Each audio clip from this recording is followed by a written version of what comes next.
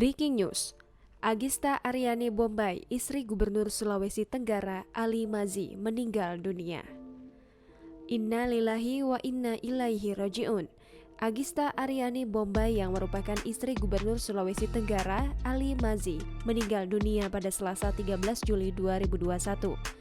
Kabar duka berpulangnya Ibu Gubernur Sulawesi Tenggara tersebut dengan cepat beredar luas petang ini. Informasi yang dihimpun tribunNewsUltra.com, Agista meninggal dunia dalam perawatan medis di Rumah Sakit Umum Daerah atau RSUD Bahtera Mas Kendari.